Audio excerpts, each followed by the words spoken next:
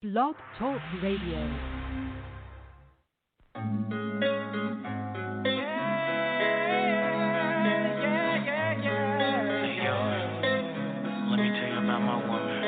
She's sexy and she's perfect. She deserves the best, she's worth it.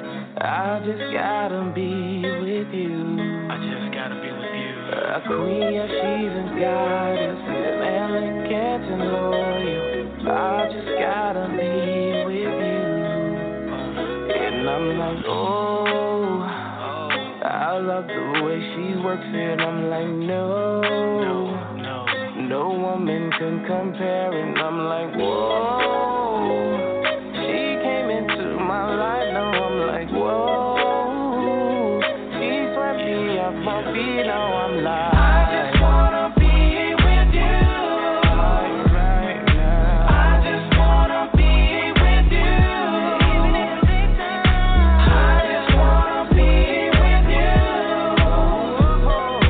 I just wanna be with you. I just wanna be with you.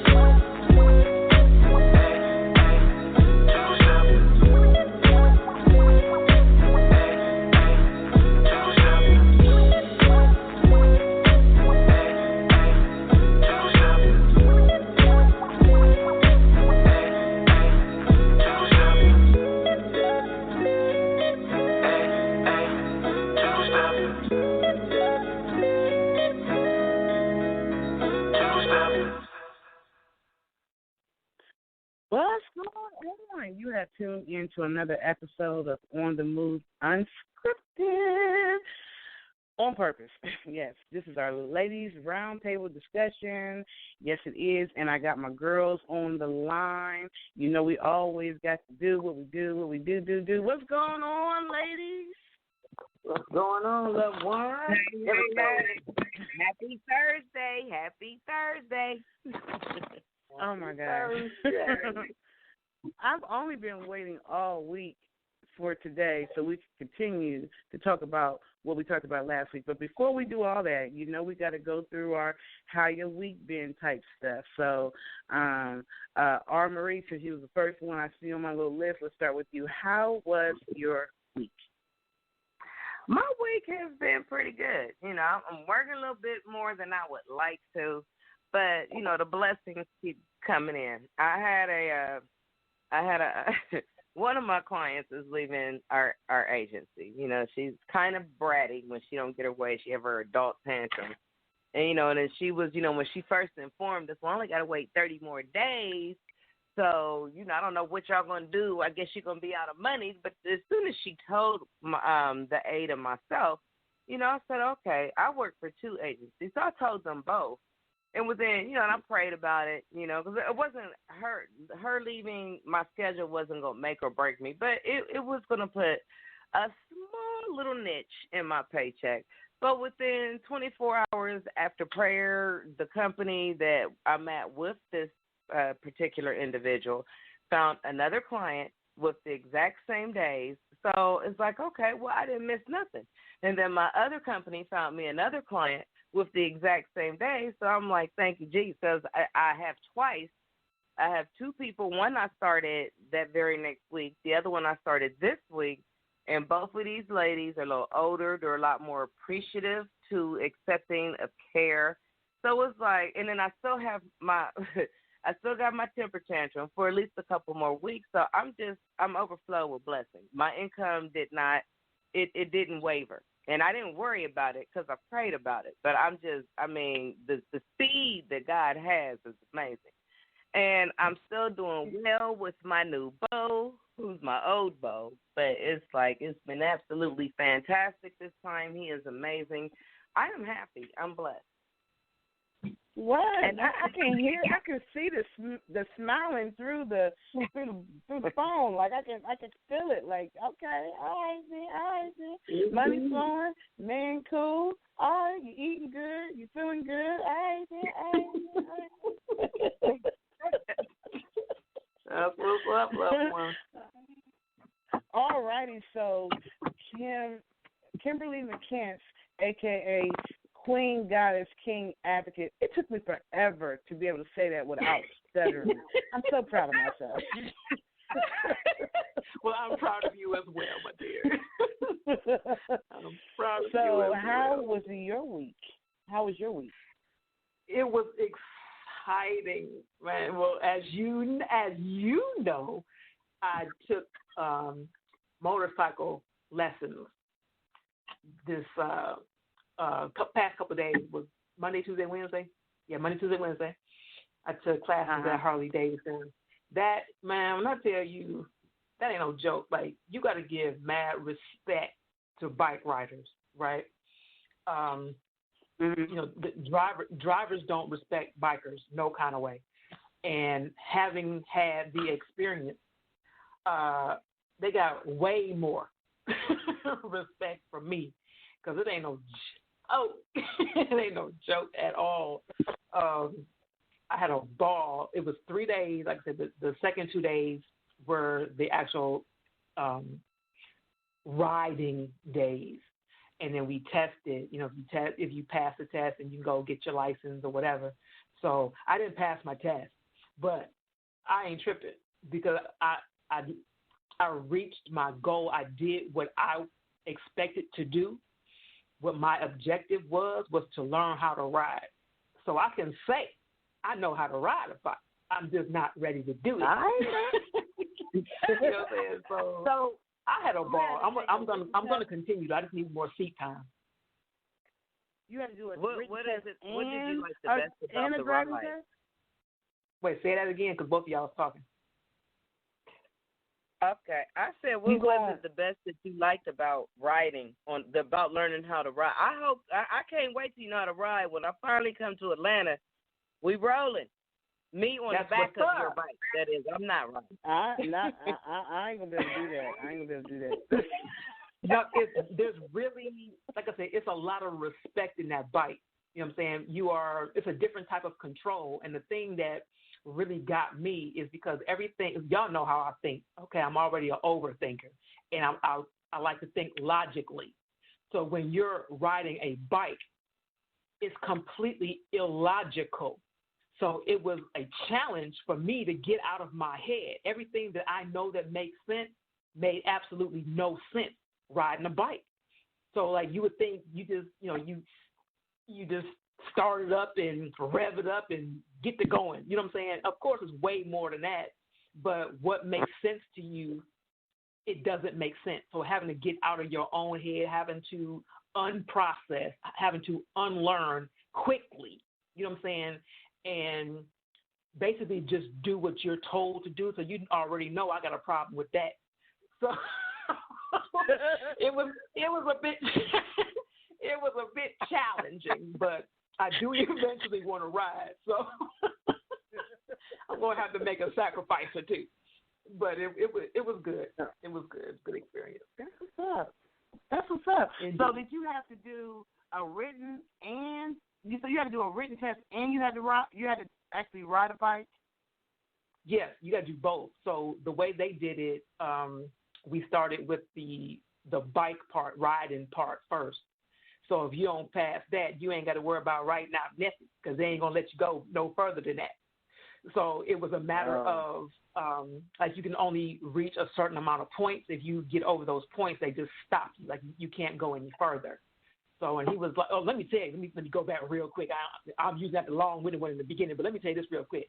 So the bike was over 500 pounds, like 515 pounds or whatever for the training bike. I had a couple issues. I didn't let the bike drop. It never hit the ground, right? I caught it. Don't try to catch no bike. That's number one. If it go down, let it. I caught it. He told me just to, put it down. He said, put it down. I'm like, well, wait a minute. I don't want to, get no extra points for it hitting the ground. I got this, So he's like, just put it down, whatever. So he's basically trying to tell me that if I don't feel like I'm in the right mental space or whatever, that I could just stop. I can just, walk away from it. If you want to quit, whatever, you can do that. Already a no. I said, just give me 5 minutes. No, let me just get my mind right. That. You at all. You know what I'm saying? I said, just give me 5 minutes. He was like, no. Oh, we doing that? Okay. Well, so he ended up talking to me basically. So that was like 5 minutes. I'm just trying to get my nerves to calm down. I was good the other 2 days, but that day it was off the chain. So I'm just trying to get my body to stop shaking or whatever. So he's trying to tell me, well, you can leave, you can go home, you can call it a day. I'm like, no, because that ain't what I do. Like that ain't in my bloodline, first of all. And I paid to learn this class. Now, if I flunk out, it's because I worked, I did my best, I did what I was supposed to do. I ain't going to flunk out because I quit. You know what I'm saying? It ain't going down like that. So it's like if you get a certain amount of points, then you automatically got to get put out the class. So obviously, I got over the amount of points that was allowed. I said, well, I ain't mad. I said, because if I'm going to fail high. I aim high. I got the most points, So it was good for me. It was the dopest experience that I ever had, and I don't feel bad about it. I did everything that I said I was going to do. I used to have a fear of riding bikes. I said I would never ride a motorcycle, and I got my ass on one, and I was handling it. I'm good. I'm going to do it again. And I'm going to get a bike. I already picked it out. You do have for one thing, when he said, do you want to quit, I could have told him from Ohio. I could have sent him a message to the clouds and said, Kim ain't going to quit. That's not going to happen. In fact, you have insulted her by even saying that she need to quit. Like, or do she want to quit? Like, exactly. I'm almost looking around trying to see who he talking to for real. Not I don't do that. I don't do that. Well, I am glad that you. I'm glad that you got to do something that you always wanted to do. See, a lot of people cannot face their fears. You know what I'm saying? Right. So the fact that you faced your fears, that's what's up. You know, it don't matter that you ain't passed the first time because because I know you. You'll be. I'll be back. Right. That's what's up. That's what's up. Well, I had a great week myself. I just want to do a shout-out to Lynn Giant Entertainment because she is the bomb diggity. So today, we do our conference calls to talk to different guests about coming on the movie Unscripted, whatever. And Lynn Giant Entertainment is the one who actually finds the people. So today she was just like, well, Patricia, I only got 2 people on the list. And I'm like, well, that's okay. It ain't no big deal. But that one person that she found ended up turning into 3, and not just 3 regular people, 3 okay people, 3 people that's, trying to strive their way to the top. She went to the top of the list. So, like, on September the 16th, on the Movie Unscripted, we're going to have the writer for the music for, what is it, Girlfriends? Is it the show? It's called Girlfriends, right? Yeah. Yes. Yeah. It's like, yeah. And then he basically, his name is Marcus. He introduced me to one of the big guitar people that play for. Oh my gosh, his list is so long. I can't even find my papers and say all the stuff that he has done. Like, I'm talking about anything that you can think of. He played for Ray Parker. He was. He didn't play Michael Jackson. Everybody in the industry, the big shows that we see all the time that we've been hearing, and we hear that music. I spoke to those people today. Like, they're going to be on the movie Unscripted, and so I am completely excited because, that's like, and I told them, I said, our focus is more on the rising stars or the unknown. However, we do, interview celebrities and stuff. So basically, I got introduced to 3 freaking celebrities today. All of them are located in L.A. One of the DJs worked closely with Dr. Dre. He's the one that, when all that was going on with Ice Cube, all that kind, he know all that, Dr. Dre, all of it. Like, I really talked to serious people in the industry today, and it all came from one person. So it's never about quantity. You know what I'm saying? It's always about quality. So it doesn't even matter that I only had, scheduled 1 or 2 people to talk to. The people that I had to talk to were major people with major stories. Like, we're about to get all the juice. Like, y'all don't even know. There's a whole bunch of stuff behind the scenes that happen with these different shows, TV shows, and a lot of the people who were very important in bringing this stuff to you didn't even get credit for it. So not publicly. So I can't wait. I heard you. And then I'm excited because we start our showcase here in Columbus on Tuesday. So we're going to do on the Move Unscripted live on Tuesdays here. Yeah, so I told them, bring your mask, bring your hand sanitizer, do whatever you guys do. Come on out, because we can't stop living. You know what I'm saying? You got to. Exactly. The virus is there. We know it's there, and there's nothing we could do about it. It's like, okay, all you can do is protect yourself and keep on moving. Can't nobody, even the government saying, okay, we want y'all to go back to work. They know the virus is out there, but they still want people to go back to work.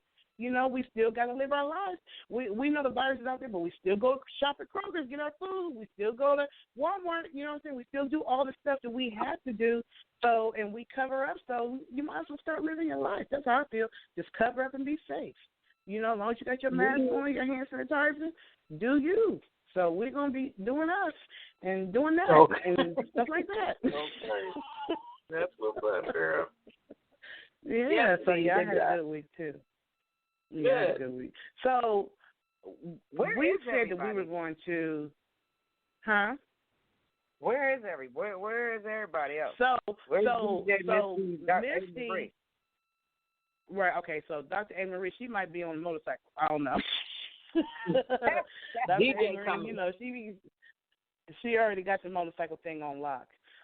Misty actually had a major something happened in her extended family. Here in Columbus, you heard about the 2-year-old that was killed in Columbus, that was shot? Where? Yeah, in Columbus, Ohio. Where? Huh? No, how long ago? You said was when? it? I think I did see This something must have like just that happened on TV. yesterday. I think it just happened yesterday, maybe. I I think it was yesterday. I think I heard something on the news a couple days ago. Was it like the somebody shot in some houses and stuff, and there was some kids in there? I don't know. No, this was teen handling gun shoots 2-year-old nephew. Wow. Yeah, teen handling gun shoots 2-year-old nephew, and so I didn't get to see the story all behind it or whatever, but I do know that that was someone that was related to Misty, so she's trying to comfort her family at this time. Yeah, gotcha. Right. Yeah, so my prayers go out to. My prayers go out to her family and the mother of that child and all the family members and people that, and even the child that did it, teen that did it. My heart goes out to the whole family. So, yeah. And DJ, I don't know. DJ might be in a meeting or something. You know how DJ is the busiest freaking woman on the planet. I am not lying.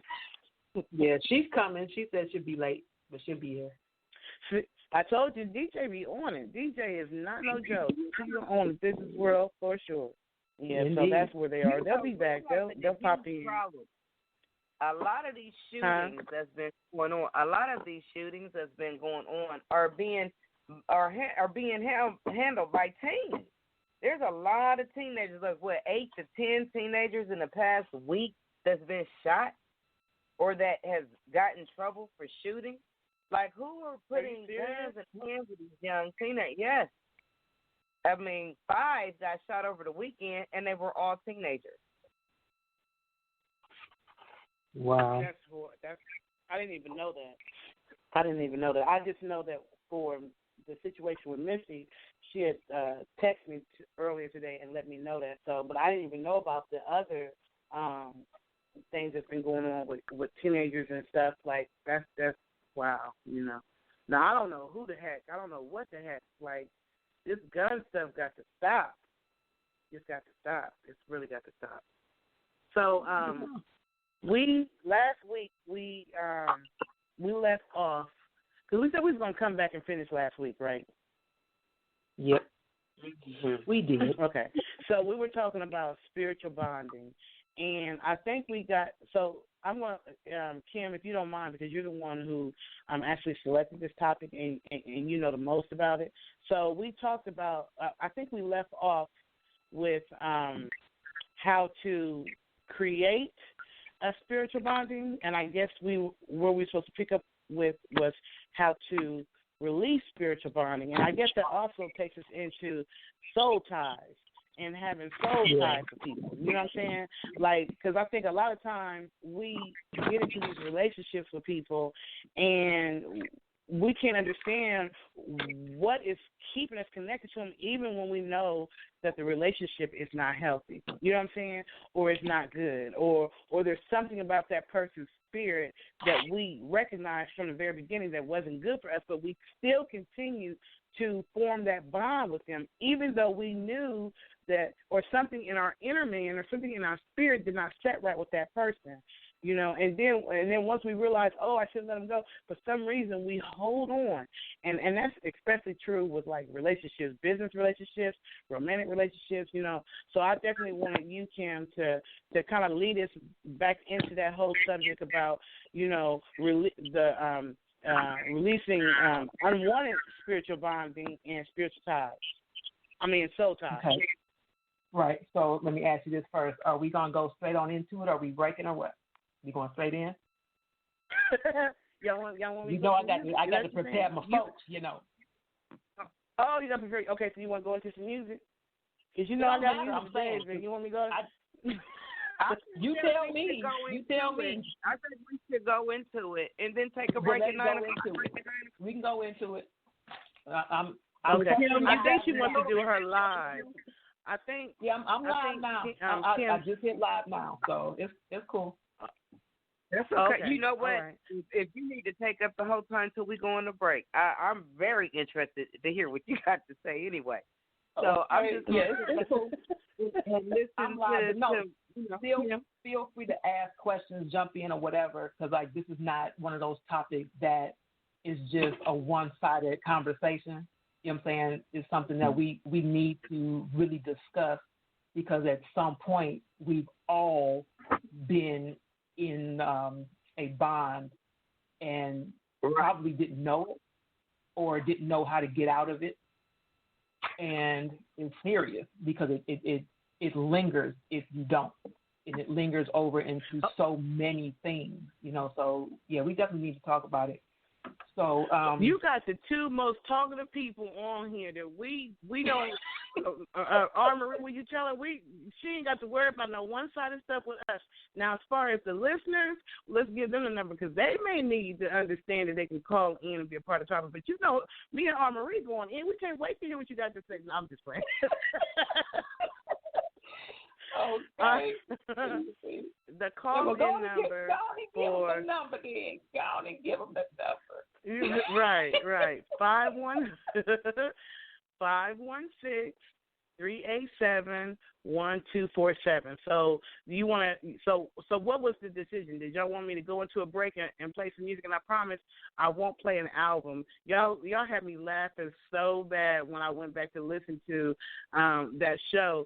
And y'all was like, "We're gonna go on a break." And you was like, "Patricia, how long this break gonna be?" And I'm just like, "What are you talking about? I'm gonna play some music." And I don't know if it was you, Kim, or Marie that was like, "Yeah, because you play an album." Definitely Marie. Yeah, Marie. Because you know, we have 2 hours, and then you know, to me, you know, I feel like that you lose part of the audio. I mean, if you go into the break, you playing a couple songs, that's cool. That's about 5, 6, 7, at the least 6.5 minutes. But when you playing for 10, 15 minutes, if I'm sitting up here interested in conversation, unless I was in the middle of saying something, I'm switching the channel.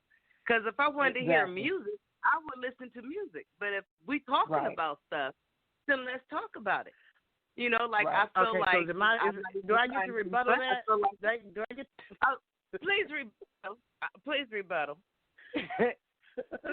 First of all, anybody who knows me, whether it's through the radio show or in person, y'all know I'm a music person. I'm not going to have nothing. Ain't going to be nothing created without some music in there. Now, I will try to keep it minimized, you know what I'm saying, and not have y'all on a concert tour, but I'm going to play my music. Okay, so.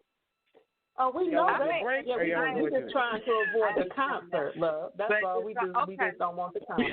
That's all. So go ahead and play a song or two. I feel like you dedicated one show during the week introducing artists and stuff like that.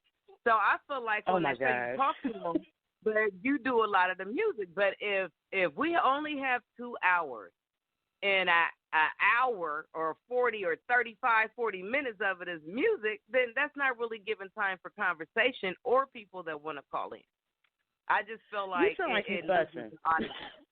if I was the only person who felt like that in the group, then I'd be like, well, that's just my opinion. But when I heard it from the bulk of the group, then it's still it's still a show that you have created. But I just feel like it's something to listen to. Like I'm ready to go, especially if we break during something heated. I don't want to wait 20 minutes to get back to it, because by that time I don't know what's going on. Wait a minute. Hold on. I've been doing good. I only play music during the break, and then we go the whole thing. This right here, this whole conversation is a break for real. We could have had the music, came back and started the conversation. This is a damn break right now. But Kim, be honest. Would we have been back from the break? Will we have, or would it still be a solid week? I'm just saying. It could have been. I guess these people don't like music. All right. I feel like because of that whole thing. Not only do I love music, I love the fact that you were introducing a lot of new artists and it's new music and it's different types of music and it's also your music. I absolutely love it. I just don't feel like it should take up. It should not consume as much time on the talk show.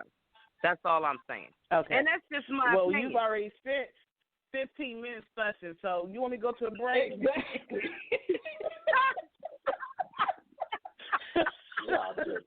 We're going to go to a break.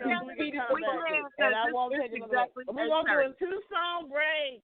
2 songs. Okay. 2 songs. Okay, 2 songs. All right, y'all. On the move, unscripted on purpose, y'all. We'll be right back. Hey. Yeah. Wow. A-Town. What? Come on. Yeah. One time for the big bucks. Yeah. 2 times for the little ones. 3 times for the real love. Yeah. 'Cause don't nobody want no fake love. Nah. 1 time for the big bucks. Yeah. 2 times for the little ones. 3 times for the real love. Yeah. 'Cause ain't nobody for no fake love. Nah. I can tell you how I feel about you night and day. How I feel, yeah. I can tell you how I feel about you night and day. Yeah. I bet you thought it was a love song. Yeah. But I'ma tell you how I feel though. Yeah. I'ma tell you how you get on my nerves, how you make me curse when I hit you with my purse. Wish you get up in my face though, yeah. And I don't wanna be a girl now, yeah. I'd rather play on my Nintendo while I'm sipping on a drink though. Look, thought he was a special on the menu. I ain't order that, take it back, I need a redo. I don't need the pork, you a dork, I don't need you. Matter of fact, fall back, I don't wanna see you. I can tell you all day how I feel about you. You took my heart, gave it back into choosy lover. Won't you go on away and choose somebody else? I can do bad all by myself. I can pull up in a lamb myself. Oh yeah, you tried, better luck next time. I can tell you how I feel about you night and day. How I feel, yeah.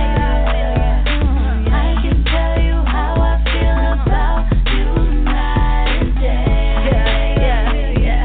Go get up, yeah. You make me wanna get back with my ex. I know that still make you mad, don't flex. No stress, I'm relaxed. I'm looking like DJ Khaled, know that I'm the best. I caught you crying in the car on Friday. Saturdays, you be sitting in my driveway. Sundays be your worst days, 'cause you're sipping champagne without me.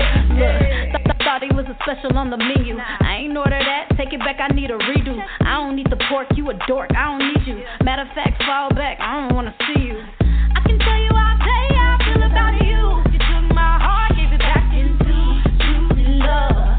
Won't you go on away and choose somebody else? I can do bad all by myself. I can pull up in a lamb myself.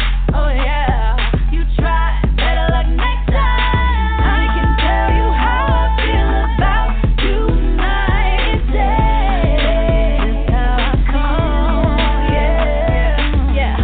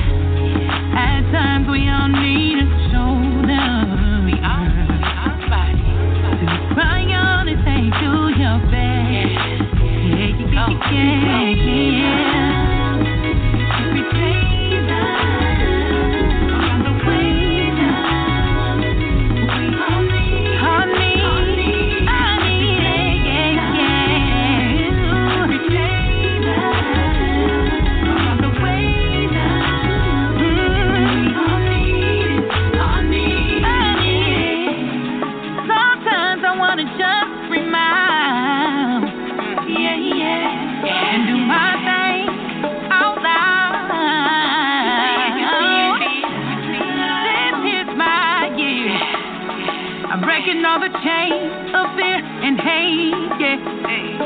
Keep sleeping if you want to. Soul empowerment music continue. 109 and 109. From the way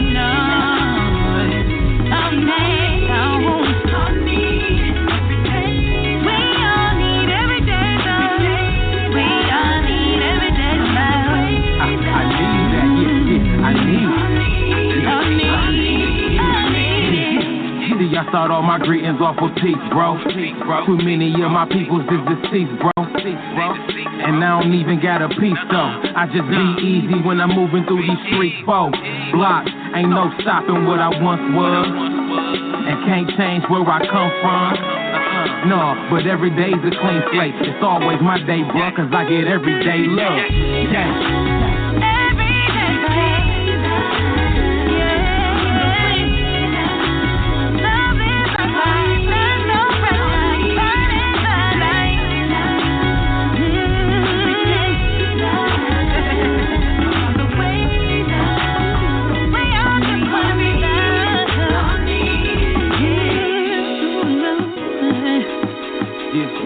Boy, that's that King. Yeah.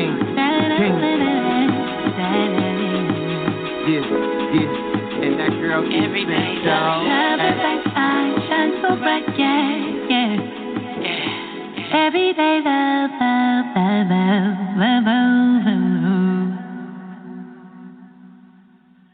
What's going on? You have tuned in to another episode of On the Move Unscripted on Purpose. And we are back with another great show for you. We're actually continuing from the show that we had last week when we were talking about spiritual bonding and soul spiritual bonding, and we're actually going to be also talking about soul ties because I feel like the two kind of hold hands. And so I have R. Marie and Kimberly McCants right now on the line. What's going on, ladies? Everything going on with you. And I'm so proud of you. I'm so proud of you right now. Yeah, I did good. You did real good. I had to because Marie fussed me out and you and her fussing and stuff. So I'm like, okay, let me go ahead and cut down the music because they want to talk. You know, women always want to talk. We want to talk. So I'm okay. We talk. But I'm going to play my music. Okay. Oh, we want you to. No, we want you to. So slide us ahead, into the spiritual bonding and releasing the release of spiritual bonds that are no longer effective in your life, and soul ties, and how that can happen, how soul ties can affect us in a positive or negative way. And for anyone who wants to call in and be a part of the conversation, the number is 516-387-1247. And Kim, you can put that on your live because I actually shared your live. If you want to actually see the live, you can go to Kimberly McCants' page, and she actually has the live up. And say that number again. We have some technical difficulties right at this moment, but go ahead. Okay. 516-387-1247. Okay. 516-387-1247. Okay. So let's just get right, because devil a lie. Oh yeah. When you start talking about these family members and stuff, they want to shut you up. So, So what we were talking about last week was the bonding. Like I said, we're going to kind of go into like breaking them and recognizing them. What to do. And like I was saying that. We all have at some point become bonded to someone or to someone's. It could be many other souls that we've been tied to. And like you mentioned, they don't always have to be negative. You know what I'm saying? There are some things that we want to hold on to that cause us to be better people, that give us a different kind of strength, cause us to increase some supernatural powers, even, whatever the case is, and that's a dope thing. But there are also the darker sides of those aspects where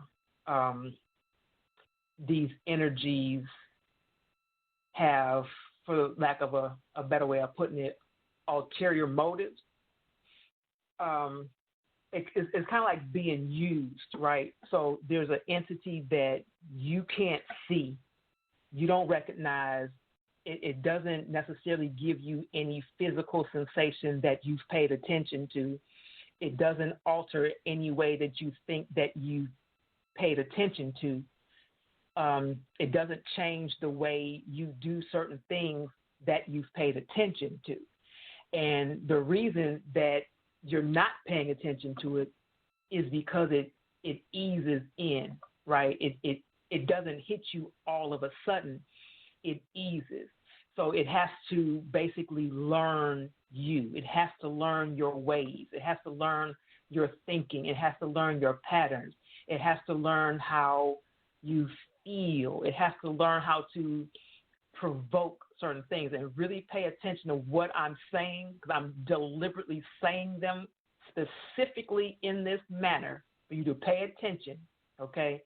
So it's basically a type of manipulation where this entity, if you will, takes over you to the point where you become it, right? You become the reflection of it.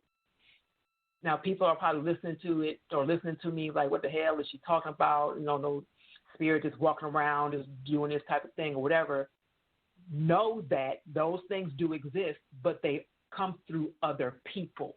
They'll come through people that you close to. They'll come through people that you associate with on a daily. They'll come through people, you know, passing by. Whatever the case is, they come, okay? But they come with, there's an agenda. Like I said, it has to learn you. It has to learn how you think. It has to learn how you move. It has to learn how you feel, what provokes you, what to do. Once it's done that, it convinces you to basically lean into, let me reword that. You basically become it, okay? There are a lot of other steps to this, but I'm trying to just kind of break it down as much as possible. But the soul tie, as far as, let's do it as far as intimate relationships, because I think that's easier to relate to for most people.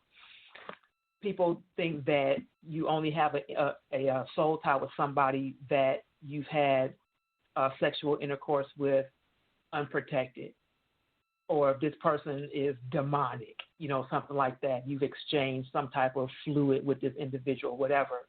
But the intercourse itself is a spiritual exchange. It's an energetic exchange.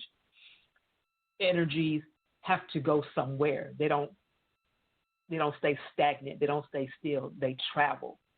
And if there is a like energy, they're going to meet up. If there's a dominant energy, it's going to take over. It's going to control. So when you're dealing with somebody on an intimate level, let me get this, before you deal with somebody on an intimate level, it's a lot of things that need to be discussed and paid attention to, because those energies will transfer. Those soul ties will become tied. They will bind to you once you have become intimately involved, and particularly if you continue in the intimacy, you know what I'm saying? Because it has now begin to learn how you think, how you feel, how you move, what provokes you. It's learned these behaviors. So it can now duplicate itself. It can now mirror you. It can now show you yourself the way it wants you to be presented. And I know that probably sounded crazy as hell, but it basically will give you It sounds a little bit different. So can you break it down for people who may not understand all that extra stuff? It's like somebody giving you a mirror, but you can only see what they want you to see in the mirror. You don't see you the way you know you to be. You see the image that they want you to see in that mirror. Okay.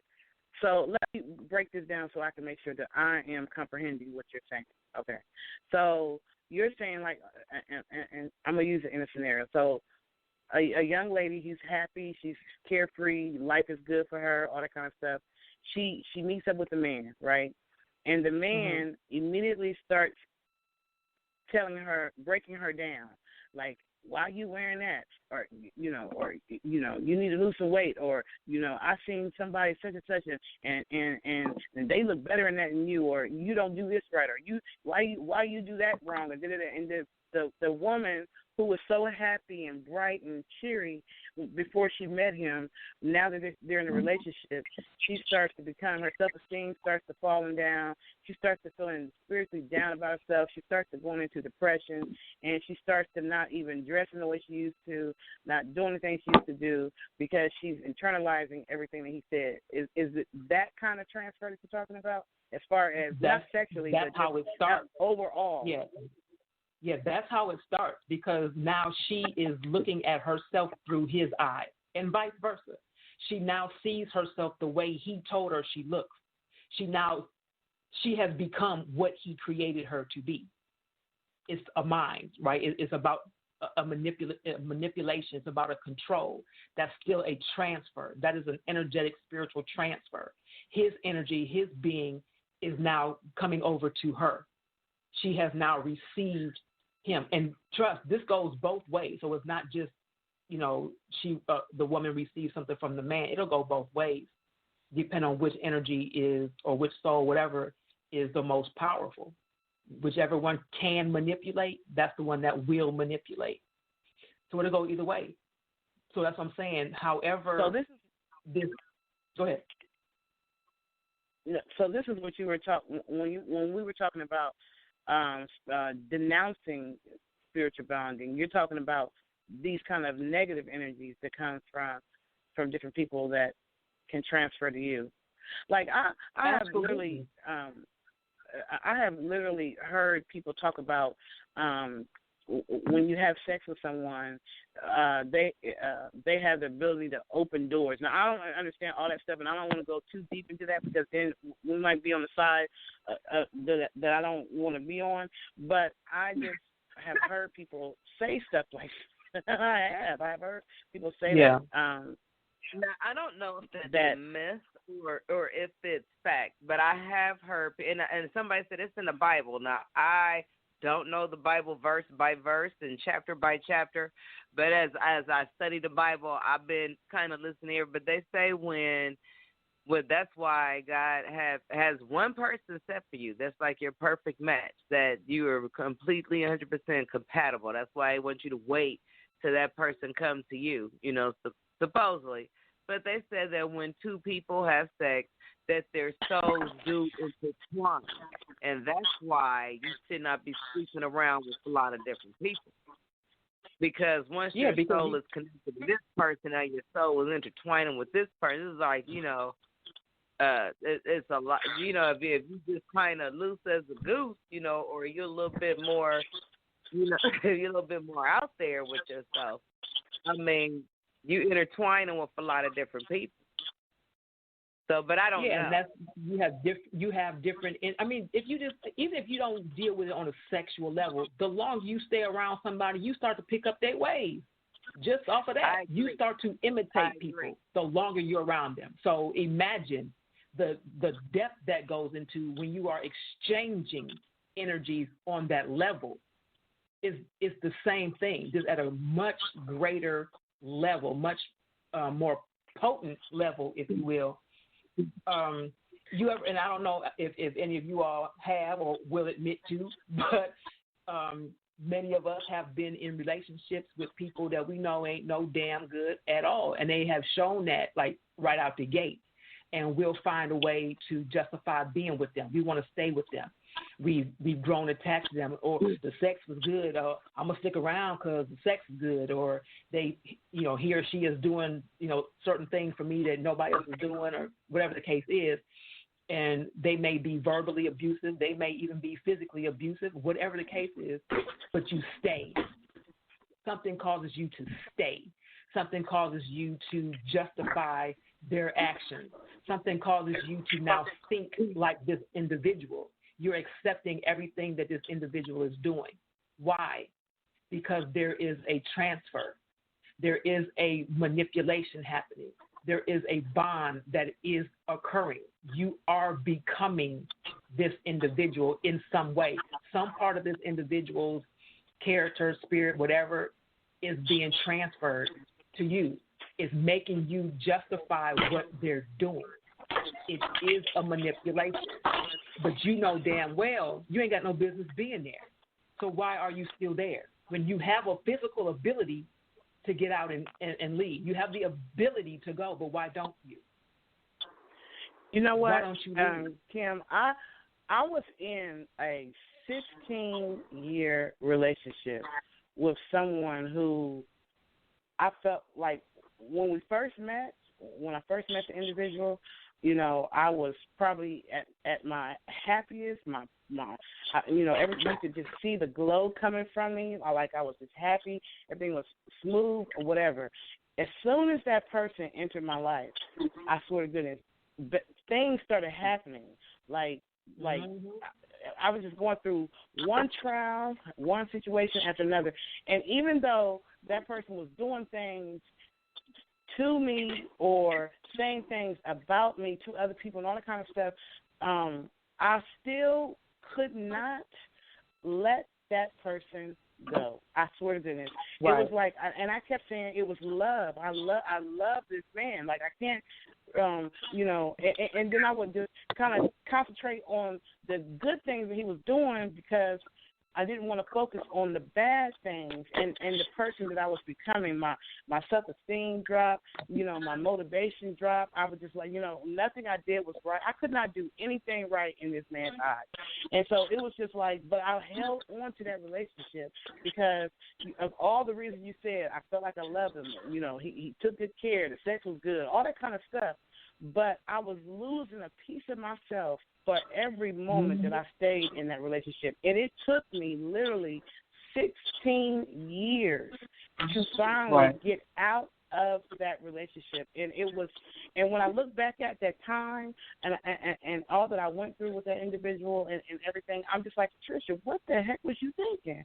Like, that's not something that you normally would have even dealt with. Why are you still here? And even people around me, like you, was like, why are you still with this person? And I think that happens to a lot of domestic violence victims too.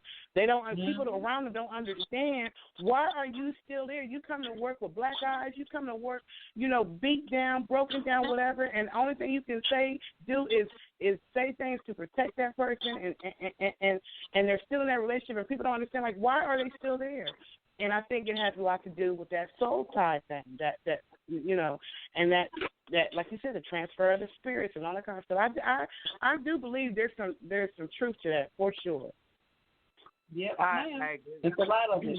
It takes you out of what your normal behavior, your normal pattern, your normal thinking, because you become what they are creating you to be. Because it is it is an energy, it is a soul bond, it is a tie, it's a manipulation tool. And we all know somebody that's going through that type of shit or has gone through it and will continue to go through it or whatever. Like I said, one of the main ways, and I say it all the time, is stop lying to yourself about yourself. That is one of the most important ways and tools, weapons of self-defense, is stop lying to you. If you stop lying to you, can't nobody else use it against you. You know what I'm saying? When people want to dig up dirt on you, they dig up shit that you don't tell nobody. If you don't have nothing to tell, they can't tell nothing on you. If you stop lying to yourself about your dark side, can't nobody go dig it up and put it in your face. You already know it. It can't hurt you. You've acknowledged that. That's a self-defense weapon. But we're taught that we're not supposed to acknowledge it. We're supposed to put it away, tuck it under the bed or whatever, act like it's not there, be ashamed of it because society won't accept it, all kind of stuff. But you have to acknowledge. That's how you prepare yourself from things coming. So what happens when people are, and this goes off into manipulation, psychological manipulation tools, weapons.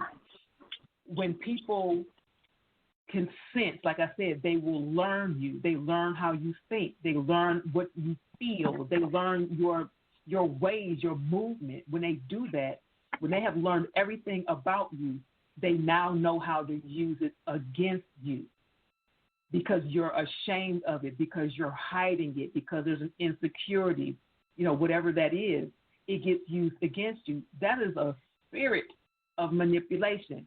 Once you have fallen into that spirit, you become more soul tied.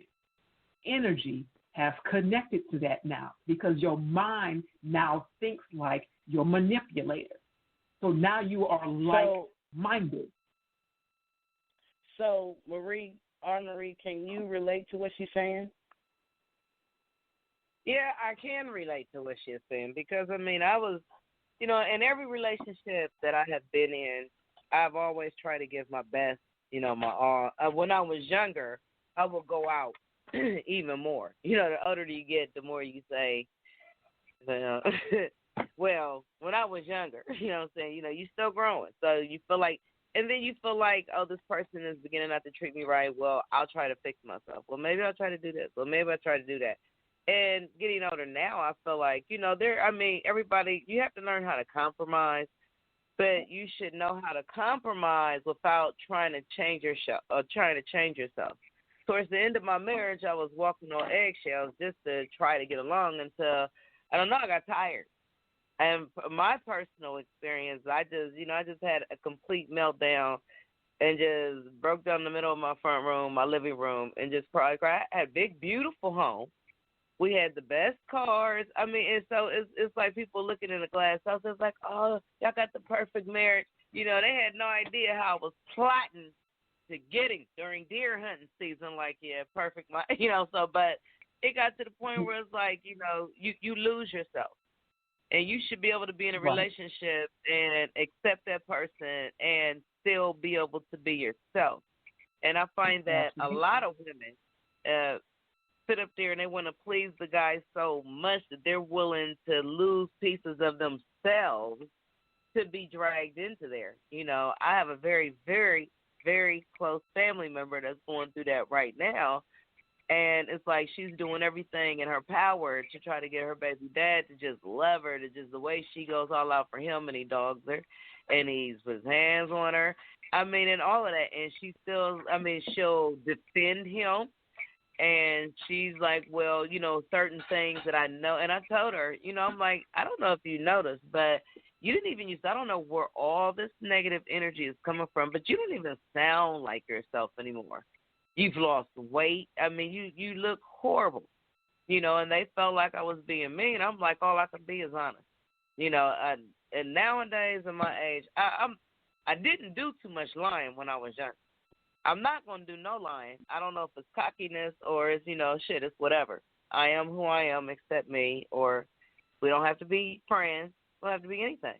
I won't be angry. I just know that part of my relationship, be it with a family member, I don't fell out with close family members, but if I see something or if you're going down the wrong road or dark road, if I can stop you from bumping your head or let you know, like, we see you. And it's painful because you really can't do anything unless they're completely finished. And that's where I'm at with it. Like, how long will it take for them to be finished? Because, in certain relationships, it took me a long time. I was determined, since there was divorce that ran from generation to generation, that I was going to be the first one in my generation. I'm not going to divorce them. But, it gets to the point where you either have to walk on eggshells, take being a doormat, or you got to escape it and just be free.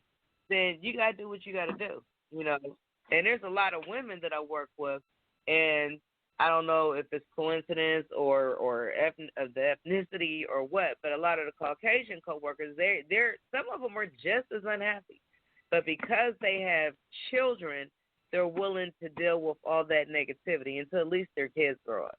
I don't know if it's selfish on my end because I couldn't do it, and it was my children that said, "Mom, let's just go. Let's just leave. Let's go back home. And that's when I realized, like, children covet what they see. And I'm seeing that my children today have relationship issues because they didn't really see the positivity. So just staying even longer, they just would have thought if you get married, you're going to hate your spouse. And I didn't want that. Could not die inside trying to be somebody I couldn't be for them. Right. So I could relate. Right. I think DJ is on the line as well. So, DJ, can you relate to – hey, love. What's going on, DJ? Well, I saw her on the line. Maybe she stepped away from the phone for a second. But so I definitely I have. Okay, been, guys, I'm here. I unmuted it. There she goes. So can you relate to what Kim and myself and Arne Marie have stated about someone entering your life and you experiencing that soul type experience, like that person wasn't good for you but you couldn't let go? Man, I'm laughing because it's funny, but it's not, because yes, on so many levels. So yes, and that's just being transparent. Yeah. So it does a lot. Is there any additional information? Like whatever direction you want to take this topic. Whatever direction you want to take this topic, I'm sure that I can give you some input from personal experience. Absolutely. Well, just pull one out the hat, DJ. Just pull one out the hat, boo-boo.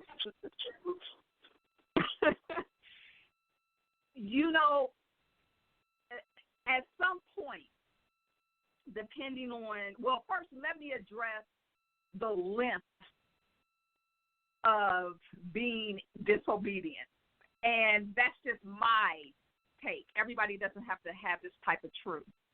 But when you talk about biblically, and it has to be a truth to it, because I've experienced the emotional breakdown, the emotional roller coaster. And it's for what? I wasn't like that before I started engaging like this.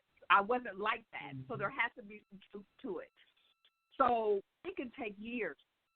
So my experiences have been not short term, but years. And I don't even want to talk about what those years are, because when you think about it and you see it for what it is, you're like, what in the world? That's a long time. Right. So when you talk about you could be getting yourself into something that takes long to break, and you can be on the outside and be like, girl, don't do this or don't do that, or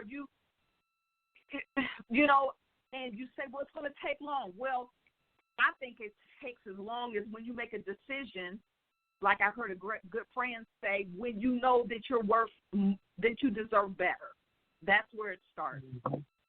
Right. So, absolutely, there is some truth into that. So I guess the question is, how did you pull yourself out? Like, what did you? How? You know what?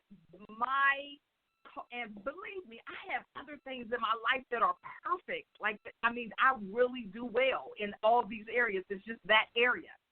So when you say pull yourself out, I think it became a cycle. There was a point for 2 years where I practiced celibacy, and I mean, I was rocking out. I have no problem. I was really doing what God wanted me to do, and He was giving me the ability to do it in overflow. Mm-hmm. And I think in my particular situation, it's things that I say that put things out into the environment to agree with what I said. That's everybody. Oh, yeah, indeed. That's words are powerful. So when you say, did you pull yourself out, I think for a couple years I did. So it's a process. Mm-hmm. Well, Kim, I don't even think it's fair to say that that would be because I've never experienced where I just cut it off. I never experienced that where I determined that this is not good, I'm going to cut it off. So it was either when I was married because of my children. The second one, man, I think I remember God telling me, and I just remembered this, your problem is you don't want to be by yourself. Now, Right. I'm happy with myself. You know, I can come home and chill, but then that's only temporary. And then it's like, okay, well, where's who, you know, where? And my relationships aren't all over the place. They're typically long-term. Right. So then I think and this just came to me, and I hope I'm just not all over the place. When you wait, you're going to get it. Right. When you wait, you're going to get it. You're going to get that person. But I think in my experiences, I didn't wait. So I don't have a I waited story. Right. And let's be fair, I know because it doesn't I necessarily. But I do know that God has given me, He gave me my vision of my husband. Gave me years ago. Confirmed it through my mother. Confirmed it through somebody else. Because there's always a confirmation that's right behind what God gives you. And it's not somebody that you told. It ain't really somebody that knows what's going on. It's somebody that God has told to make that confirmation. I think the most difficult thing is to have someone in your life, say it's your children that are dating now, and here walks in somebody that you just can tell from the moment they walk into the door, the moment your child brings them into the house, like, oh no, you is not about to be part of our family. Oh no, I do not want this person dating my child. But the teenager, the young adult, they don't want to listen. You know what I'm saying? Because they feel like, you know, this is my life. I'm grown. I can do what I want to do, you know, accept who I bring in. But you're looking at this person, immediately your spirit recognizes there is something not right about that person. But the person who you love, your loved one, will not listen to you. They don't want to listen. And I know, I know I went through it. You know, people all around me was telling me, like, why are you still with this person? Like, you can't see, you know, how this person is bringing you down. You don't dress the same. You don't look the same. You don't act the same. Whatever. Like, you know, you don't look happy anymore. All that kind of stuff. But I could not see it because I was blinded by. I don't know. At that, I thought it was love, but when I hear what Kim is saying, is more about his energy, that spiritual bond, that spiritual soul tie. You know what I'm saying? That I just couldn't disconnect. And some people say that we make soul tie, like we make it with people before we ever come to earth. Like we have decided that we're going to go through these learning experiences with these different people. We've decided this before we were born, and so. And on earth, when those people come into our lives, we're tied to them, and we don't understand why it is that we can't let go. And sometimes it has something to do with the spiritual lessons that we're supposed to be learning. That's what I've heard people say. Yep. You know what I'm saying? Absolutely. So in all fairness, it doesn't have to be an intimate. It doesn't have to be a sexual relationship. It sure don't. It can be a friendship. It can be a partnership. Business. Right. It can be a parent. Okay, it could be your friends. It doesn't matter. It could be coworkers. It doesn't matter. Whoever you are around that has that type of energy, that type of manipulative spirit, whatever the case is, the relationship doesn't matter. If it's close, it can happen. It can transfer. It doesn't matter what the relationship is. I don't know why I'm having some difficulty. Like you got a good kid, and all of a sudden the good kid starts meeting these new friends, and these new friends do a lot of stuff that's not good. And next thing you know, this good kid has started doing the same thing that the kids that are doing bad behavior are doing, and we're just thinking, oh, they're just following behind them. So. But what you're saying is it's possible that when they enter into that friendship, that connection with those people, their spirit kind of like jumped on that person, that kid. Right, because they're learning it. Like I said, I kept repeating it for a reason. It's being learned. It's a manipulation tool. these beings, these people, these spirits, like I said, I was thinking about is invisible ghost-like entities, because it's not like that. They show up as people you can pinch. You know what I'm saying? But they take the time to learn you, learn how you think, how you feel, what moves you, what provokes you, what your patterns are, what are your insecurities. They learn this, and then they become controlling and manipulative to the point where your thoughts are no longer your thoughts, but you think they are, because your original thoughts are now gone. You now think like the individual. You think like that entity now. You think like that spirit, like that soul that you are now tied to. And you think your thought is yours because your original one is gone. But that can only happen when you do not know yourself, when you do not accept every part of you, when you are not good with you all by your damn self, when you are not secure in your insecurities even. That's how these things happen, because they look for that. They look for any little space that they can get in. It doesn't take a wide door, just a little bit. How did the devil get in here? The door was closed. The windows were closed, but it was a crack underneath the door. It was a crack in the screen. Whatever the hell. You let somebody in that had him on his back. You know what I'm saying? Whatever. You have to pay attention to a lot of things. But more so, you have to pay attention to you. You got to know you. You are your defense. So we have a call against all of this shit. We have a caller on the line, so I want to bring the caller in.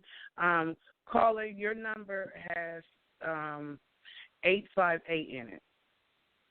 Yes, it does. This is right. I recognize that voice from last week, I feel. Yeah, I'm calling from my office. How you doing? Phone. I'm doing great, ladies. How y'all doing? I'm awesome. Fine. That's right so now. What do you... Hey, baby girl. I'm curious. You and your motorcycle. You know.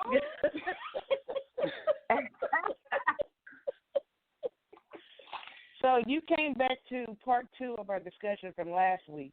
So first I want to ask you, because I'm sure you've been listening already.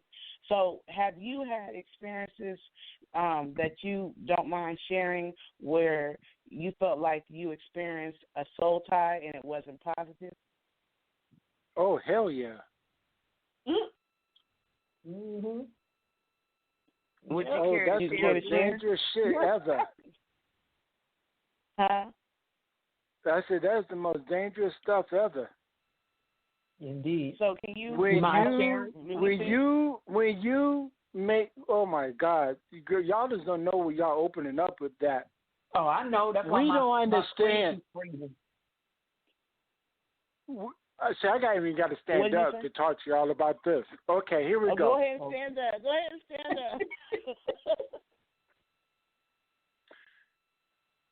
We don't understand as youth, and I'm going to take it all the way back there. I'm going to take it to high school. We don't understand when we're that young what spirits lie within us. We don't understand that we're battling our mother and our father and our generational spirits. Mm-hmm. So when we have all of those and we connect with another another person of the opposite sex, and we get intimate, you don't know that you might have latched on to a curse. Mm-hmm. Because you're looking at the outside flesh and you want that enjoyment. But you don't know that the enemy says, I just hit you with TNT because you're so high, you're so drunk, you're so stupid, now you give birth. Mhm. So now instead of you just think, well, shit, you take care of the baby, I'm out. Oh, no. It ain't that simple. Because that child is yours. That your spirit is now in that child as long as your generation line is in that child, her generation line is in that child. That child's spirit is all whack. You don't know who's talking. Mhm. So when we literally talk about soul tie, can I even hook up with the mate that we want to hook up with because we're dirty? Hello. Would you please repeat that, sir? Say that again. Oh, that was deep. That was deep what you just said. We can now hook up with the designated woman or man that God has ordained for us to be with because we're dirty. Yep. We are in broken pieces. And we see who we desire. We hear who we desire, but we can't entertain that because it's not going to go anywhere. Absolutely. They say, well, you got baggage. You got too much baggage because of what your history is. Yep. Basically, what you're saying is that a lot of this soul type thing has something to do with generational. I don't even want to say the word curses, but generational stuff. Generational. It's generational. It's generational spirits. Mm-hmm. From my father's, and I'll tell you, I'll give you mine. My father I realized the Lord let me see. His father to him to me, and I had to stop it at me. Anger issues, authority issues, abandonment. Even though that my grandmother never abandoned him, he abandoned him, as well as he abandoned me. But I never abandoned my daughter.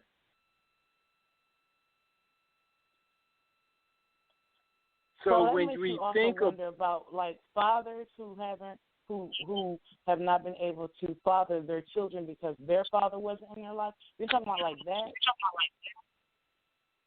Yes, that's part of it. That's mine. That's my history. That's my history. My mother was always there. My grandmothers were always there. My uncle was always there. My mom remarried. That man became my stepfather, which I call dad. Step never entered the picture. So that's the reason why I am able to be a man and be able to mentor young men and women and youth to be able to tell them, say, look, we got to break this right now. Because if you go on your own, choosing, thank you. If you go on your own choosing, you're setting yourself up for destruction. I don't give a darn how he whispers into your ear. I don't care how she looks and wants to rub up on you. You better make sure that that's God, not you, because if you touch, you're touching the rotten fruit. It looks good on the outside until you bite into it and you don't know what the outcome is going to be. Why? And I'm not listening. Why do we think we have so many illegitimate children? Can I be real with you? In my opinion, I feel like it's because, especially, I'm seeing it more and more generational. Hold on a second, because we can't hear Marie. Say it again, Marie. I'm sorry. I said, in my opinion, it's because a lot of fathers are missing out of these men's lives. So if you haven't been raised by a man, and most of these young men out here are being raised in single-parent homes by their mothers or grandmothers, So I mean, and so they pick up on how to be a man just from what they see. And if they begin to hang out, and they don't nobody instill work, you may. I mean, I feel like God always throw you a bone. There's always a mentor, but it's always going to be up to you what you want to do. A lot of guys in the neighborhood that I grew up in, they that came out of single parent homes. They kind of connected and had their own bond in the street. But in the street, life is different. Things are different. Things are much more gutter, And then you got some men that don't have a problem partaking in the play of it, but then they run from responsibility. They're not ready, they interfere with fresh shoes because they never knew how to be a man or was in the house with their father and completely mistreated, or saw their father, be an alcoholic, or my father was a functional alcoholic. He paid every bill. We stayed very well, we kept nice things, but that was the glass house. Because on the weekends, he got drunk as hell, and there's times when things got broken from him smashing stuff on the wall, arguing, fussing, starting fights with my mom, and all of that had a strong impact on me just from me watching. I knew what I couldn't tolerate. I knew things that I wasn't going to deal with. Because I feel like as far as men and boys, I'm unclear. I'm just running theory after theory, but I'm pretty clear when girls' fathers are not in their life, because the man is that's the first man she should ever fall in love with, her father. And the way he treat her is how she's going to grow up and expect to be treated in the street. She's going to know that her standards are high, and her father's going to continuously show her worth. But if he's not around, and then you got some guy listening in your ear, and you've already feeling abandoned, like my own father didn't want to be around me, but this guy, he loves me, and he could be a piece of shit, but you clinging to him because you're really yearning for that love that you never had. That's my opinion. So if I can interrupt y'all, because we have a real bad habit of doing this right here. We'll be on 99 different subjects. Even though what you all are saying is very relevant, I don't want us to veer too far off of what we were originally talking about, because so many people are infected by it and don't know how to get rid of it, or don't know how to address it, don't have the strength to walk away from it. Whatever, we are here on purpose, and it's a reason that we're having this conversation tonight. You know what I'm saying? It's a reason why this topic got brought up again tonight. You know what I'm saying?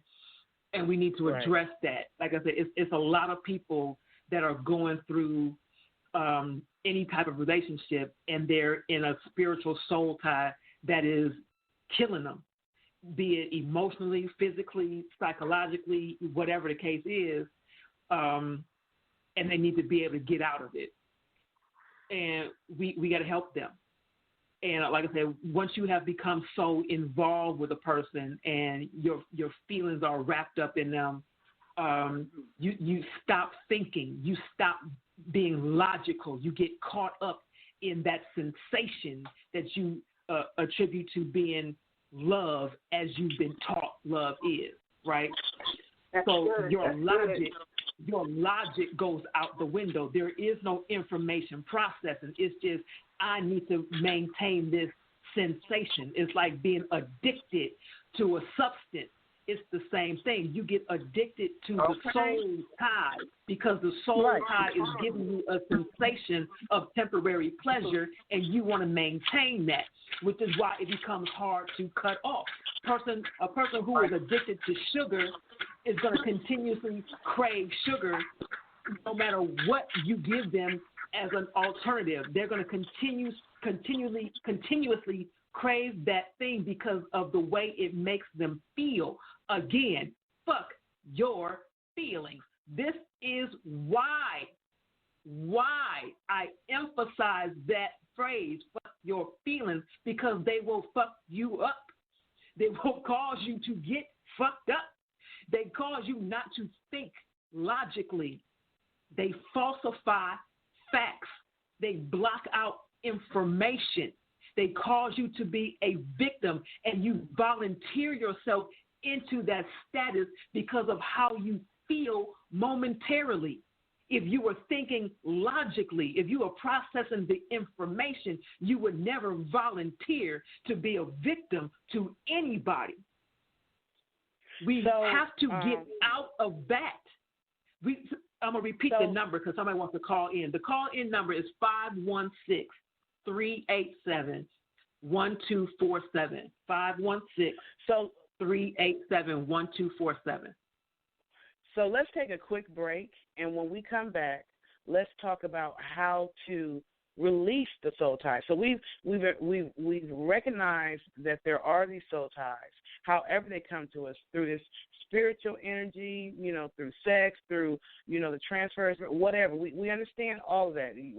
We're connected to people that we don't need to be connected to. So now we need to, and I don't even know if we have all the answers. We don't, but we can offer suggestions on how to denounce, because that's what this second half is for, denouncing those that spiritual bonding that doesn't serve us, letting go of those spiritual ties that we no longer need to be connected to. So let's take a quick break, and then we'll collect our thoughts and come back to talk about solutions.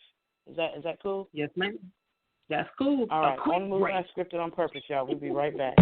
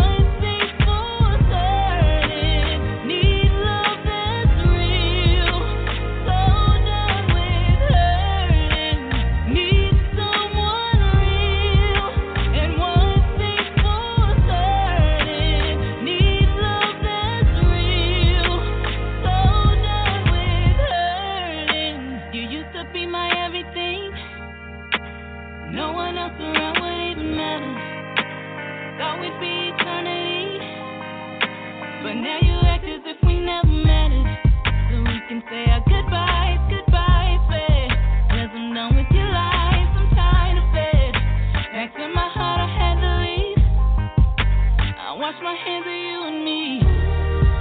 I need someone real and one thing for certain. Need love that's real. So done with hurting. Need someone real and one thing for certain. Need love that's real. So done with hurting. I need a real love. Need to feel. I need a real touch. I need someone. I need me someone. I need love. I need a real love. Real, real, real love. I need love. I need a real love. I need someone real and one thing for certain. Need love that's real. So done with hurt. Need someone real and one thing for certain. Need love that's real. So done with hurting.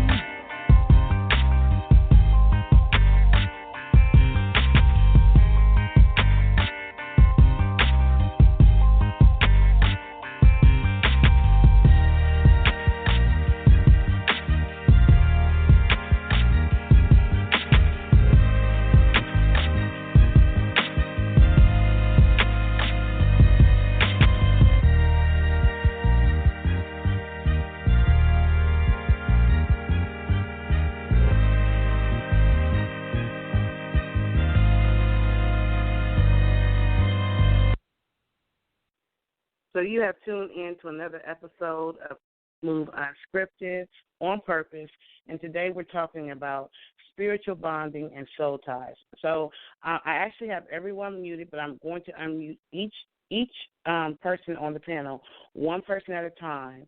And when I unmute you, I want you to tell what you believe is a way to get rid of or release soul ties. What do you think a solution or something that can be done to get rid of these soul ties, these relationships that we are spiritually connected to that we know are no longer serving us? So I'm going to start with you, Kim, and then I'm sorry, R. Marie. I'm going to start with you, R. Marie, and then I'm going to work my way down, and I'm going to unmute each person, one person at a time, so they can say what they think. So let's start with you, R. Marie. Okay. Did I meet you? Okay. Just in my personal experiences, would always get to help. What helps me denounce from that energy. You know, you have to learn how to let go and let God, literally. And that's how I've always done it, and that's what worked best for me. Anytime I feel like, oh, you're in deep shit, Arkansas here. What are you gonna do, I mean, I have to go to prayer. And it's crazy because everything, to me, you know, we're humans living on earth, but this is, everything to me is spiritual. We're in a spiritual warfare, you know, and it with each year and with each generation, you're seeing more and more overpowered negativity. So, I mean, but I feel like in your worst time, you know, a lot of people wait till they're out of chips. They don't know what else to do. They're like, oh, God, help me. You know, but if you learn to just follow God, start with God, prayer works. That's all. I mean, and that's about it in a nutshell. You know, I don't want to say fuck my feelings. I don't want to do that because I feel like we're on earth to build, you know, to have. And I'm not going to allow a few bad relationships that I did denounce. And, you know, earlier on, before I grew and before I matured, they ended, I mean, they never ended violent, but they did end with a lot of arguing, tearing each other's stuff up. I don't want to go through that type. All of that to me is negative energy, and it's immature. It's like you want to let go, but you want this person to hurt. And with each relationship that has completed itself with me, instead of looking at it like, oh, my God, I wasted all these years, which is what I started saying initially, now I'm like, oh, wow, I grew so much from this. I learned so much from him. Thank you. You know, and I mean, I didn't tell them thank you. Let's be clear. I was still pissed. I'm still human. But, now I can let go of things. Everybody, and I haven't had a lot of relationships, but the relationships that I've had with a good 95% of the guys were friends. We're cool. And half of them, 75% of them, try to come back, but I'm like, no, I'm done. And now that I found somebody who's mature, somebody I was looking for, this God-fearing, I mean, I just feel very blessed. I feel God threw me a wishbone of mine. He's somebody I knew. I don't have to go through, getting to know the person. I mean, so our feelings, and it's not like we compatible in a lot. We're actually opposite in a lot of ways, but we're spiritually bonded, and I love his energy. He's a very positive person, and I love that about him. But when I denounce, all in a nutshell, I said all that to say, I start with prayer. It always starts with God because it works. And if all else fails in your life and whatever you're trying to do, pray. And don't forget to pray. And don't be too proud to pray. And don't be ashamed to pray because prayer works. And that's it for me. Awesome. Oh, that was Armory. Awesome, Armory. Okay, so now we're going to go down to the next person on the panel. You'll know when I get to you because you'll hear it say, unmuted. Kim? Yes, ma'am. So yeah, I agree. How do you feel? I definitely agree with the prayer part, the confessing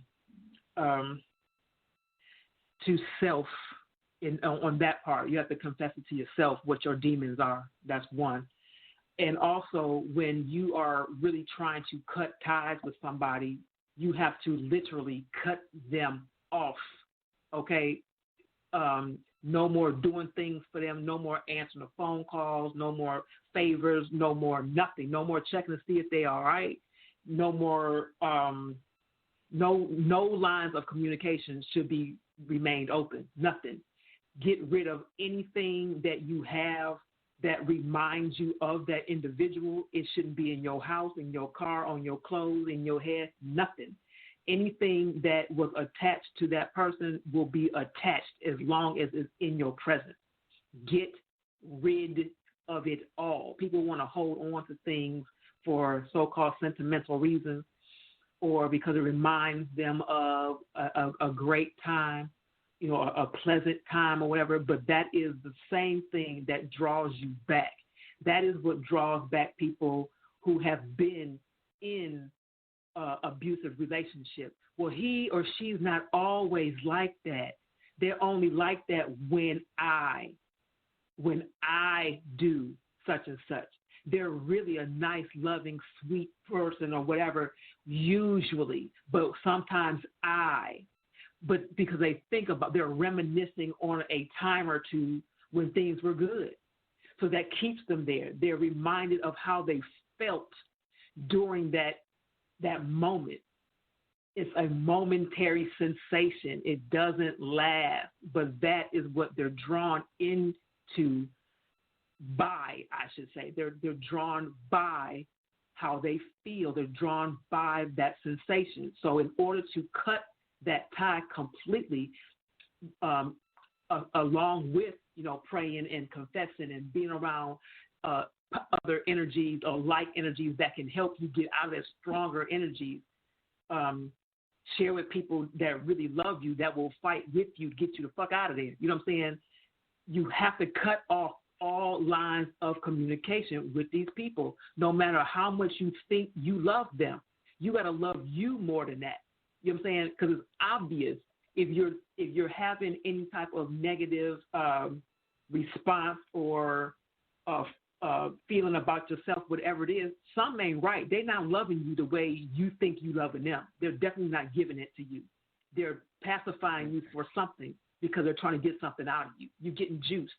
You know what I'm saying? You're getting the blood sucked out of you. You're getting your spirit sucked out and replaced with theirs. And that's literal. You are being replaced. So cut off the lines of communication completely and get rid of anything that reminds you of that individual. That's the only way to do it, along with the prayer and confessing. Get rid of everything.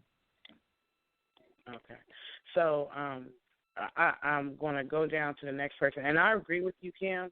The only time when that's difficult is when you have a child with that person. It's not as easy. So I'm going to go down to the next individual, 858. Is it Ray? Did I say, what did you say your name was again, caller? I'm so sorry. It's Ron. Ron. I knew it started with an R. I'm so sorry. Okay, so your turn. So how do you feel like you can get out of those spiritual bonds that are no longer serving you, or those soul ties that are not good for you? I'm just going to say ditto, because they basically, between the two, literally did it biblically. And now when you say a child, that's when you come first. When you go through that divorce and that separation, there is stages to it all. It's nothing that's automatic. There are things that you have to do that at the end will bring you healing.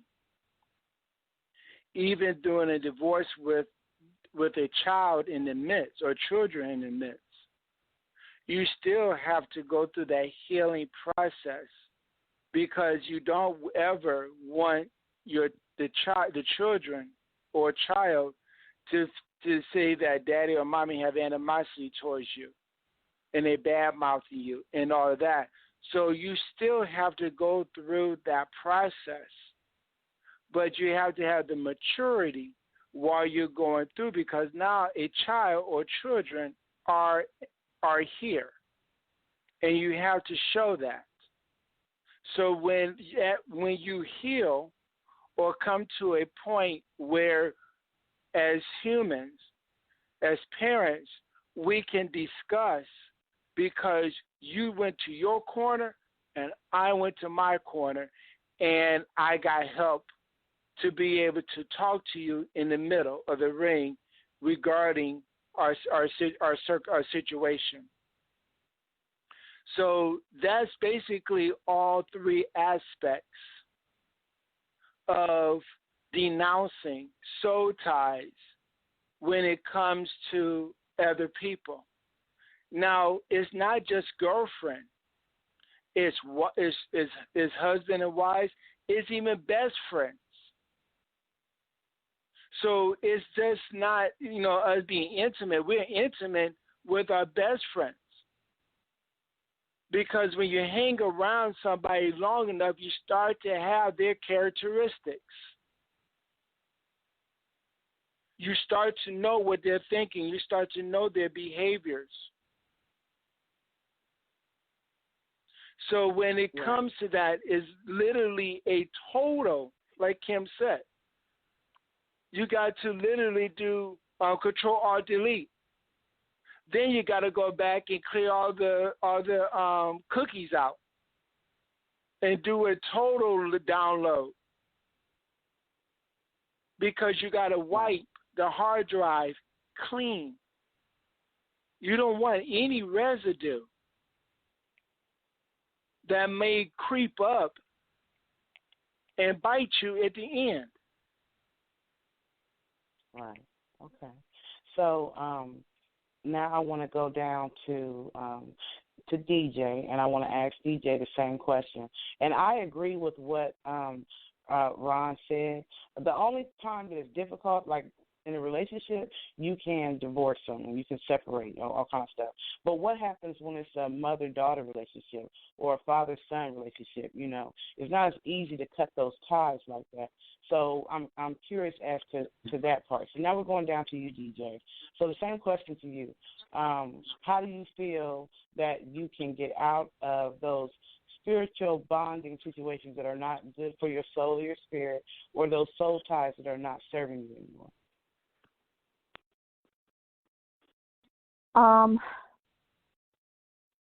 First, you have to be honest with yourself. You have to come to the realization that you want out. It doesn't, whether it's abusive, whether it's verbal, whether it's just not what you deserve. And you have to make a decision, and you have to commit to it. And it is a process. But if we, saying it's a process, but being ready are two different things, I believe. Because you can say it's a process and you can remain in that process for 20 years. So you have to be ready to push I love the Alt-Delete button. You have to be ready to do that and know that better is coming. And prayer, stay around people, and I think Kim mentioned it, you got to be in a circle, energy where people, where they're holding you accountable for it and helping you through it. So I think all of those factors will get you through it, because I remember, just going back, and this is just me personally with direct, God giving me so much information. So I can't say I didn't have the information to know going through this process. But, the Lord told me the longer you continue it, the harder it's going to be to break away. So sometimes we can continually, with these patterns, create something that doesn't even have to be difficult, but now it's just you're reaping what you've sown in terms of spiritual breakthrough. So for me, that was information. It's like, it's going to get harder and harder. It's going to be more stronger and stronger. So I think everybody's different, however you're dealing with it, but you got to be ready to know that there are better days coming.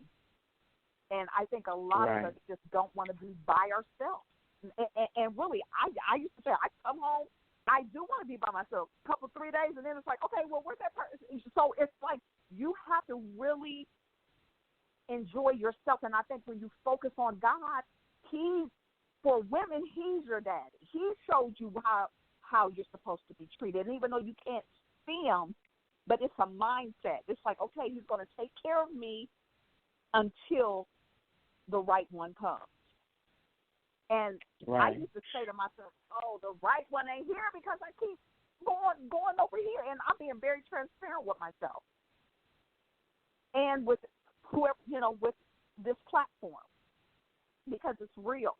And it doesn't mean that you can't be fly in every other area of your life. Right.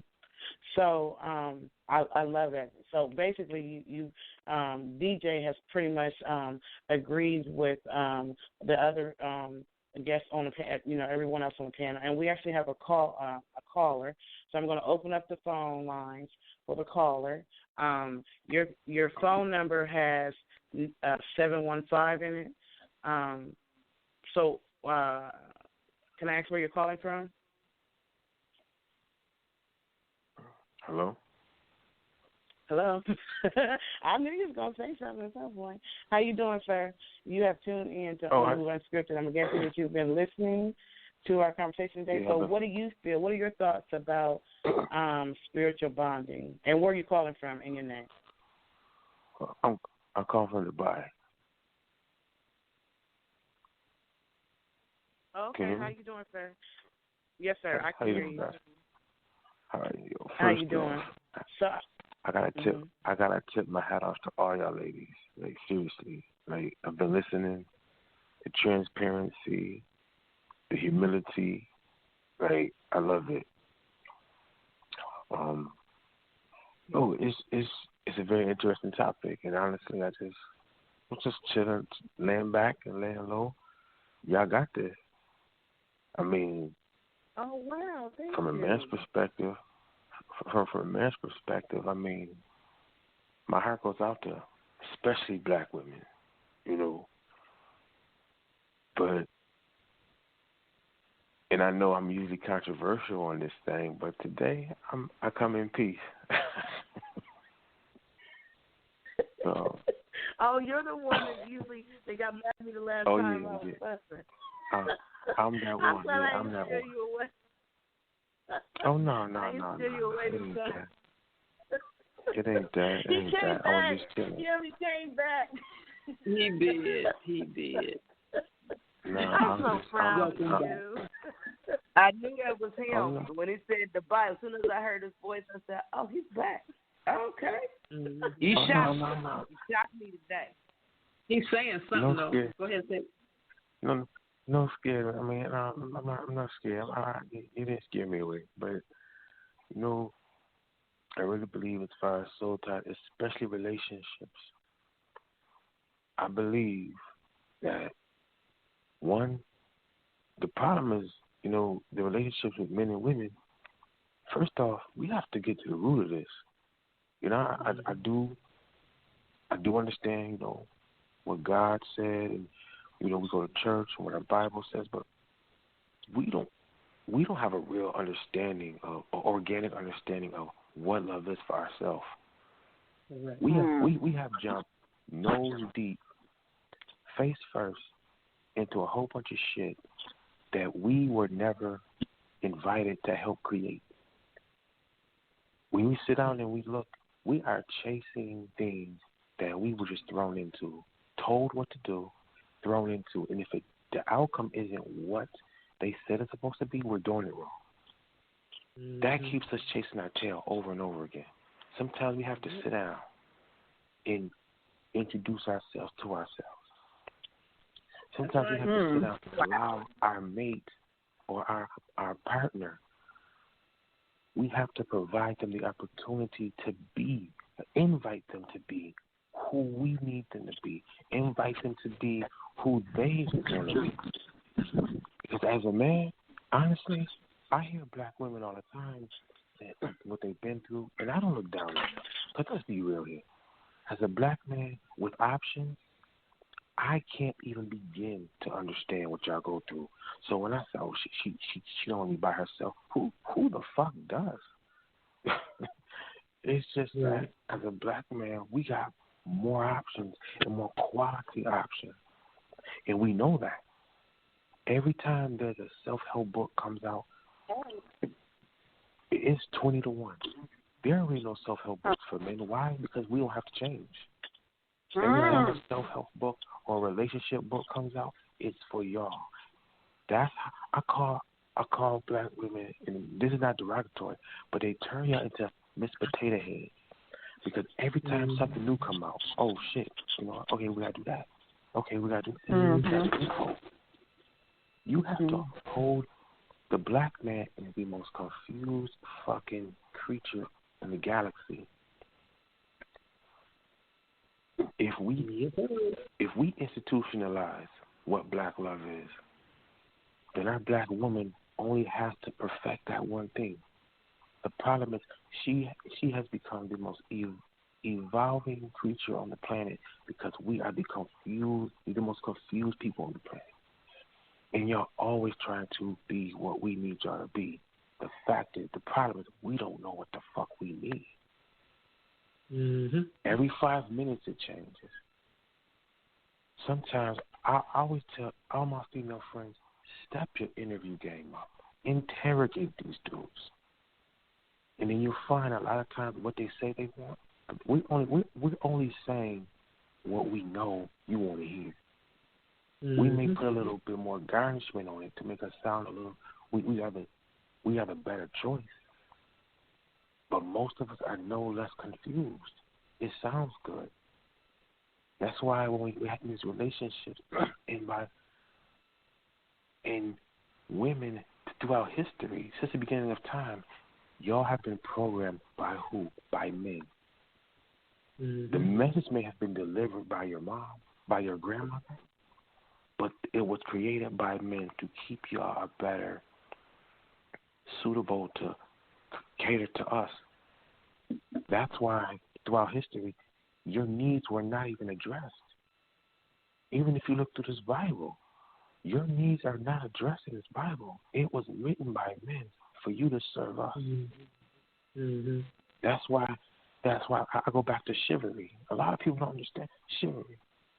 Listen, everything that measures by society standpoints, even in the Bible, everything that measures your womanhood is done indoors. Nobody can see that but me. Everything that measures my manhood is done on a damn billboard, so it gives me accolades. Everyone sees, oh, what a great man he is. We have to start understanding it's time for black women to take what they want, lay it down what they want, and outline this shit. When we dealing with relationships, a lot of women we get the thing where let it flow. It's bullshit. Black men don't let shit flow. We outline we want sex, how we want it, when we want it. All the shit that's important to us, we lay it out. Wow, most of the things important to you, you have to let yours flow and see if you're gonna get it. Give me your money now, and let's see if I bring a product back to you. We're going to have to continue this conversation again next week because our time is going to run out, and I don't want it to run out while anyone's talking. So, sir from Dubai, can you please come back again next week?